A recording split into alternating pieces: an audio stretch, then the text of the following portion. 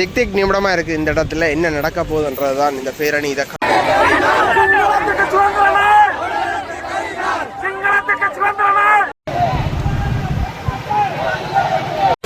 STF நீக்கினம் அதிரடி படையினர்.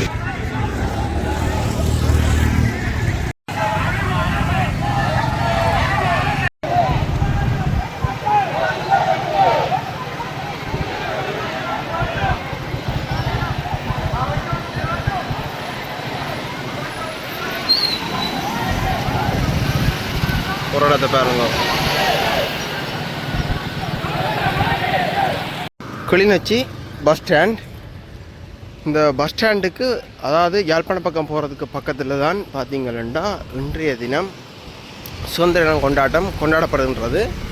அதை முன்னிட்டு பார்த்தீங்கன்னா இந்த இடத்துல போராட்டம், அதாவது இந்த பேரணி வருவதை முன்னிட்டு போலீஸார், STF மற்றும் புலனாய்வுத்துறை போன்ற அதிக காவலாளி இந்த இடத்துல காவலுக்கு அமர்த்தப்பட்டிருக்கிறத பார்க்கக்கூடியதாக இருக்குது. STF நீக்கினம் அதிரடி படையினர். ஒரு திக் திக் நிமிடமாக இருக்குது இந்த இடத்துல. என்ன நடக்க போகுதுன்றது தான் இந்த பேரணி. இதை கடந்து போகுது. அதை முன்னிட்டு இப்போ இங்கே என்ன நடக்க போகுதுன்றதான் மிக ஒரு இதுக்கு ஒரு மூன்று வருஷத்துக்கு முதல் என்ன நடந்தேன்னு தெரியும். இப்போ வீதி போக்குவரத்தை கிளியர் பண்ணி கொண்டிருக்கணும். பேரணி கிட்ட வந்து கொண்டிருக்குது.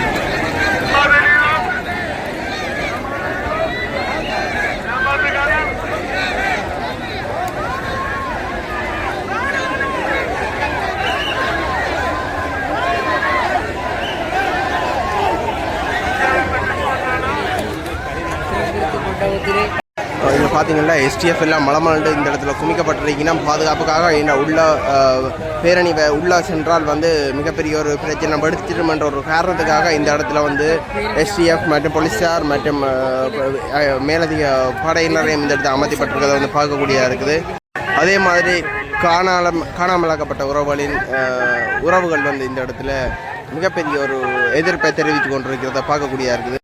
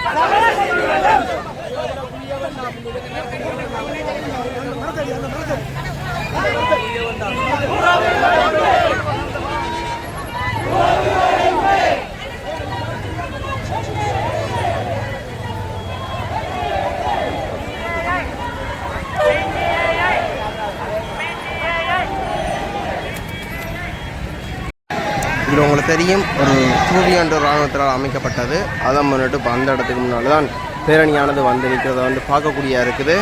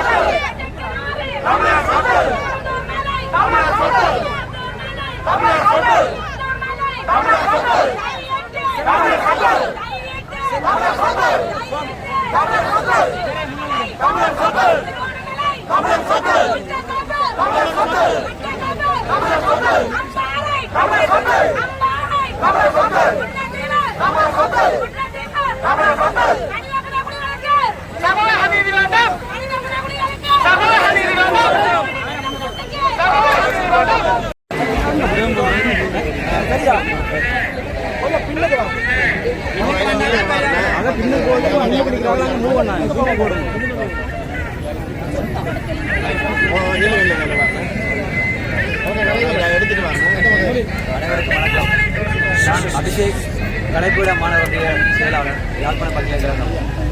நாங்கள் இலங்கையின் 78வது இந்த சுதந்திர நாளை வடக்கு கிழக்கு தமிழர்களாக ஒன்றைந்து கரிநாளாக பிரகடனப்படுத்தி நாம் இந்த அமைதியான ஜனநாயக ரீதியான இந்த பேரணியை மேற்கொண்டு இன்று நிறைவேற்றுள்ளோம். அதாவது வடக்கு மாகாணத்திலே கிளிநொச்சியை மையமாக கொண்டும் கிழக்கு மாகாணத்திலே மட்டக்களப்பை மையமாக கொண்டும் இந்த ஆர்ப்பாட்ட பேரணியை நாங்கள் மேற்கொண்டுள்ளோம். நாங்கள் இவ்வாறாக இந்த ஆர்ப்பாட்ட பேரணியை மேற்கொள்வதற்காக அமைந்த முக்கிய காரணங்கள் பல உள்ளன. அவற்றினை நான் இங்கு உங்களுக்கு முன்வைக்கிறேன். முதலாவதாக யுத்தம் முடிவடைந்து 16 ஆண்டுகாலம் முடிந்த பிறகும் எமது தமிழ் அரசியல் கைதிகள் இன்னும் சிறைச்சாலைகளிலேயே வாடுகின்றனர். அதாவது தெற்கிலே கொள்ளை பாரிய குற்றங்களை செய்தவர்களுக்கு ஜனாதிபதி பொது மன்னிப்பு என்ற பெயரில் விடுதலை செய்கிறார். ஆனால் எமது இந்த 15 வருடமாக ஒரு இனத்தின் விடுதலைக்காக பாடுபட்டவர்களை அவர்கள் இன்னும் ஏன் விடுதலை செய்யவில்லை என்ற கேள்வி பல்கலைக்கழக மாணவர்களாகிய எங்களிடம் முக்கியமாக உள்ளது. அடுத்து வடக்கு கிழக்கு பிரதேசங்களிலே திட்டமிட்ட நில ஆக்கிரமிப்பு மற்றும் விகாரைகளை அமைத்தல், பௌத்த சின்னங்களை வைத்தல் போன்ற அதிகளவான செயற்பாடுகள் யுத்தத்திற்கு பிறகும் அதிகளவாக நடைபெற்று வருகின்றன. குறிப்பாக மட்டக்களப்பு தொடக்கம் யாழ்ப்பாணம் வரை இவ்வாறான இந்த விகாரைகளை அமைத்தல் மற்றும் பௌத்த சின்னங்களை நிறுவுதல் போன்ற அதிகளவான செயற்பாடுகள் நடைபெற்று வருகின்றன. அவையாவன மட்டக்களப்பில் மயிலத்தோடு மாதவன் தொடக்கம், அடுத்து திருகோணமலையில் நிலாவளி பகுதி, அடுத்ததாக இப்போது கன்னியா பகுதியில் கிண்ணியா வெண்ணூரட்டு பகுதியில் அண்மையிலே அமைக்கப்பட்ட புத்தர் சிலை, இது போன்ற பல காரணங்கள். மற்றும் அப்படியே முல்லைத்தீவுக்கு வந்தால் முல்லைத்தீவிலே வெளியோய பகுதியிலே திட்டமிட்ட சிங்கள குடியேற்றங்களை அமைத்து வடக்கிற்கும் கிழக்கிற்கும் இணையே ஒரு விரிசலை உருவாக்கி சன விகிதாசார அடிப்படையிலே தமிழ் மக்களின் உரிமைகளை மறுக்கின்றனர். அப்படியே நாங்கள் கிளிநொச்சி யாழ்ப்பாணத்திற்கு வந்தால் யாழ்ப்பாணத்திலே அண்மையிலேயே தையிட்டி விகாரை, இது சட்டவிரோதமாக அமைக்கப்பட்ட விகாரை என்று நீதிமன்ற தீர்ப்புகள் சொன்னாலும் ஆனால் அதை மீறி இராணுவத்தினரின் கட்டுப்பாடுடன் இந்த விகாரையினை அவர்கள் கட்டிமுடித்துள்ளனர். அது மட்டுமல்லாமல் வெடுக்குநாரி மலை மற்றும் முல்லைத்தீவிலே அண்மையிலே கொக்குழாய் பிரதேசத்திலே அமைக்கப்பட்டு கொண்டிருக்கும் சட்டவிரோத விகாரைகள், இது போன்ற இலங்கை அரசாங்கமானது தமிழ் மக்களை ஒரு அடக்கி ஒடுக்குகின்ற செயற்பாடுகளில் மிகவும் தீவிரமாக முடக்கின்றது. அதாவது தொல்லியல் திணைக்களம் என்ற போர்வையிலே இந்த அடக்குமுறை செயற்பாடுகளை தமிழ் மக்கள் மீது இந்த இராணுவமானது, இந்த அரசானது, இலங்கை அரசானது 78ஆம் ஆண்டு இந்த சுதந்திர தின விழாவிலும் அவர்கள் தமிழ் மக்களின் அடக்குமுறைகளை அவர்கள் நிறுத்துவதாக தெரியவில்லை. மற்றும் இந்த அரசாங்கமானது அரசினை அமைக்கும் போது அரசு வாக்குறுதிகளாக கூறியது மற்றும் காணாமல் ஆக்கப்பட்ட உறவுகளை அவர்களது தாய்மார்களிடம், தந்தைமார்களிடம், தங்கைகளிடம், பிள்ளைகளிடம் நாங்கள் ஒப்படைப்போம் என்று. ஆனால் அந்த வார்த்தைகளை அரசாங்கம் ஒரு வார்த்தையாக மட்டுமே வைத்துள்ளது. ஜனாதிபதி கூறினார், அந்த தாய்மார்களின் ஓலம் இன்றும் என் காதுகளில் ஒலிக்கிறது. ஆனால் அந்த தாய்மார்கள் ஓலம் நான் ஆட்சிக்கு வந்த பிறகு அந்த ஓலமையும் ஒலிக்காது என்றார். ஆனால் நாங்கள் 78ஆம் ஆண்டு இந்த சுதந்திர நாளிலும் யாழ்ப்பாண பல்கலைக்கழக மாணவர்கள் வலிந்து காணாமல் ஆக்கப்பட்ட உறவுகள் மற்றும் ஏனைய சிவில் அமைப்புகள், பொது அமைப்புகள், அரசியல் சார்பற்ற கட்சிகள், நிறுவனங்கள் மற்றும் பல்கலைக்கழக விரிவுரையாளர்கள் என அனைவரையும் உள்ளடக்கியதாகவே இந்த ஆர்ப்பாட்டத்தை மேற்கொண்டு வருகின்றோம். இதற்கு என்ன காரணம்? நமக்கான இந்த உரிமைகள் இன்னும் எம்மிடமிருந்து மறுக்கப்படுகிறது. நமது உரிமைகள் இன்னும் நமக்கு கிடைக்கவில்லை. நமக்கான உரிமைகள், சலுகைகள் நாம் தமிழ் மற்றும் அது மட்டுமல்லாமல் ஒற்றை ஆட்சி, சமஷ்டி ஆட்சி போன்ற புதிய சட்ட வரவுகளை இந்த அரசாங்கமானது நிறைவேற்றி வருகின்றது. ஆனால் நாங்கள் அவை அனைத்துக்கும் அடிபணிய மாட்டோம். நாங்கள் உங்களிடம் ஒன்றை வைப்பது ஒன்றுதான். தமிழ் மக்களை தாமாகவே தம்மை ஆட்சி வைக்க தமிழ் மக்கள் தாமாகவே தம்மை நிர்ணயிக்கக்கூடிய, தமது தலையெழுத்தை தாமாகவே எழுதிக் கொள்ளக்கூடிய ஒரு சட்டத்தை தான் நாங்கள் கேட்கிறோம். மற்றும் இது போன்ற